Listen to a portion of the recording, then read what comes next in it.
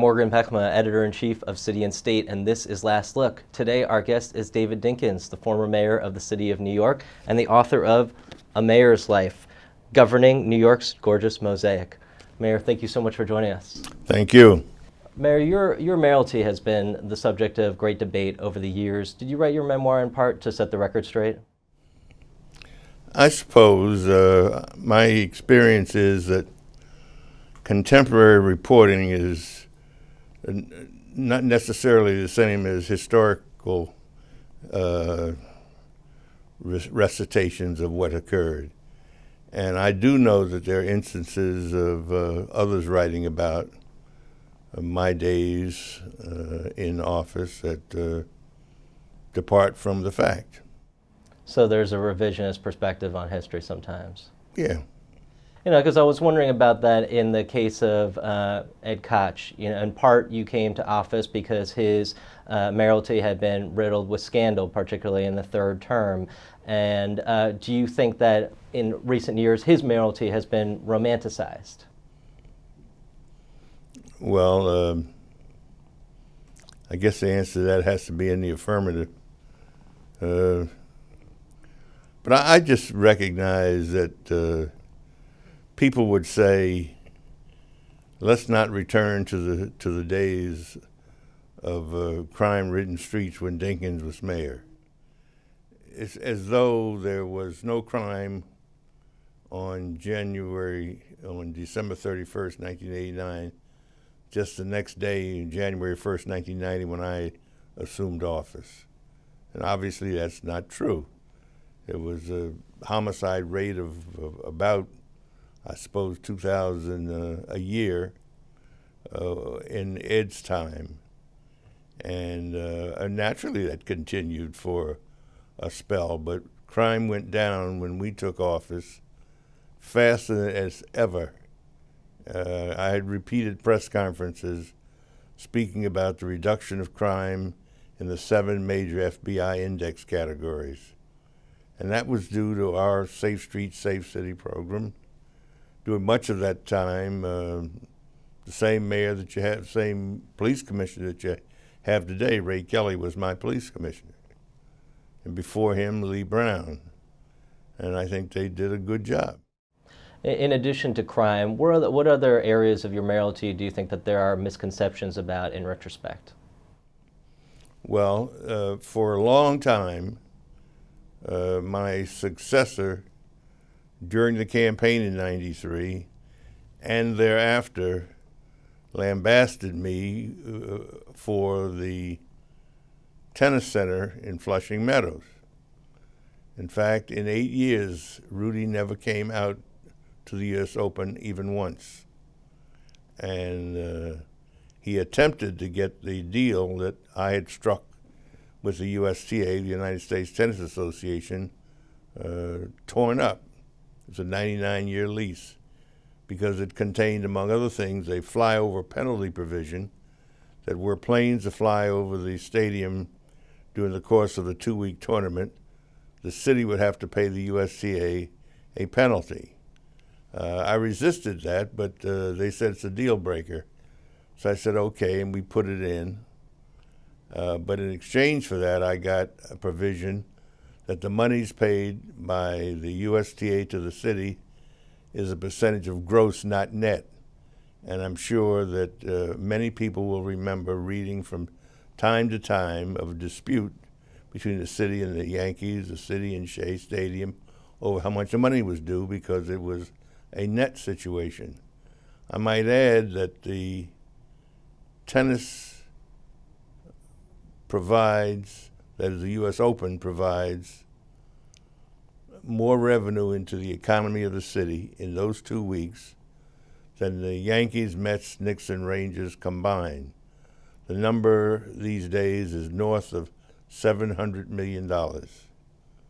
But yet, I was criticized because I like tennis. They suggested that that was the reason that I was in favor of it, but that wasn't it at all. We were concerned we didn't want to lose the U.S. Open to the city, from the city. I mean, hell, I was a Dodger fan, and I thought the Brooklyn Dodgers couldn't possibly leave Brooklyn, but they did. Mayor, along with the National Tennis Center, you also talk about your work or your contribution to the freeing of Nelson Mandela as one of your great accomplishments. I think that's largely neglected by history. Can you talk about your work in that capacity? Sure. Well, thanks to Bill Lynch, who was my deputy mayor and the fellow who got me elected in the first place. Bill was adamant that we could get Nelson Mandela to come to New York, the first place he visited outside of South Africa when he was released from prison after some 27 years. And Bill was right. We were able to persuade them to come here. Nelson Mandela is one of the great figures of the last 200 years as far as I am concerned. And he not only came to New York, but he stayed with us at Gracie Mansion. He had a ticker tape parade. He spoke at Yankee Stadium. It was magnificent. And the amazing thing about that wonderful man is he was the same always, a total absence of bitterness. Who but Nelson Mandela and Archbishop Desmond Tutu could have conceived of a Truth and Reconciliation Commission? Had someone proposed such a thing during the Nuremberg trials, you had had World War III. You said that, and you say in your memoir that it was racism, pure and simple, that you were defeated by Rudy Giuliani. Do you feel like that is a sign of bitterness on your behalf? I know that it can sound that way, and I wish I had phrased it differently, frankly. There was an aspect of racism, but not totally. Example, I faced 3 opponents in '89 in the primary. Incumbent Ed Koch, Dick Ravitch, a very gifted, accomplished head of the MTA, Jay Golden, the controller, who I say is the most articulate, knowledgeable person I've ever encountered on New York's municipal government. And the conventional wisdom was that we wouldn't succeed. Or even if I did finish first, I wouldn't get 40%. And there'd be a runoff. Well, we got 51%. And yet in the general election against Rudy, who is not yet America's mayor, 2011 has not yet occurred, and 1.9 million votes, and I had a margin of about 50,000. Approximately the same margin by which I lost in '93. And there were other factors in '93. There was a Giorgenti report about Crown Heights that the Governor Mario Cuomo had ordered. There was a secession item on the ballot that didn't make sense to me. It was unconstitutional anyway. You can't excise a portion of the city when the entire city stands behind its debt. And so there were those factors. But I think that it should be pointed out that I never would have been elected in '89 had not a lot of white folks voted for me. And for sure, I didn't lose in '93 simply because whites did not vote for me and blacks did. It was an element of it, to be sure, but it's not as simple as I set forth in the book. With his message of a tale of two cities, Bill de Blasio in some ways has returned to the fore some of the, perhaps some echoes of your campaign, some of the underlying philosophy of your mayoralty. Do you think that his surge in popularity to a degree is a vindication of the way that you govern the city? I don't know. I can't say that. Could be. I supported Bill Thompson this last election and the one before, when Billy Thompson lost to Mike Bloomberg by 4 to 5 points, which of course means half of that would have put him in a dead heat. If you take 2 from the winner and give it to the loser, they're even. So I don't really know, but I do know Bill de Blasio pretty well. He worked with us in City Hall, met his wife there. She was part of our speech writing and press office. and made me sound intelligent a lot of the time. So I'm not unhappy that he has succeeded, and I think he'll prove to be a pretty good mayor. He, among other things, is young, and the only advice I offer him is that if he has the good fortune to be able to surround himself with bright, young, don't have to all be young, of course, but bright young women and men, as we were able to do, he'll do fine. No principal, no president, no governor, no mayor gets it all done alone. You can't know everything, be everywhere. And so you have to depend on persons to whom you delegate responsibility. And if he is able to select and attract to his banner such people, he'll do fine. You were the first and our city's only black mayor in our history. With Letitia James's election this week, she becomes the first woman of color to serve citywide in New York City. What do you think is the significance of her victory?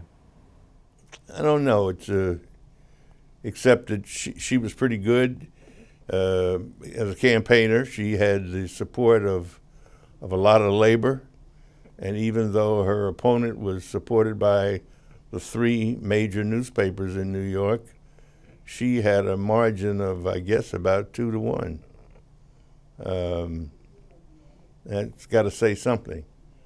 But I think it is her ability to campaign and to see the issues as she did and express herself as she has that enabled her to win. She wasn't up against Mickey Mouse. Her opponent was of some substance. It's been 20 years since you were mayor. What do you think has taken the city so long to elect another African American to citywide office? Well, it's difficult to say. It's not so much an African American as it is how come the Democrats, with an enrollment 5 to 1 maybe over Republicans, why were we Democrats, not able to succeed sooner? And I think Mark Green, for instance, might have succeeded had he not made the mistake of agreeing to let Rudy stay in office 90 days, I guess it was, they talked about. One, you cannot legally do that anyway, and I think it was a big mistake. I think it sort of suggested to the electorate that he thought he wasn't equal to the job, and of course he was. Like yourself, if Bill de Blasio is elected, he will follow a mayor who's been in office for 12 years. What kind of unique challenges does that present, and what advice would you offer in terms of the transition? Is it necessary to kind of clean house, to have a fresh start, or are there dangers in taking such a kind of blanket approach? I think it would be a big mistake to just sweep everybody out. I think he needs to examine each area of city government where he has the capacity to appoint and weigh them. There's some people that he would wish to keep, some people that he would wish to keep who don't want to stay, and so forth.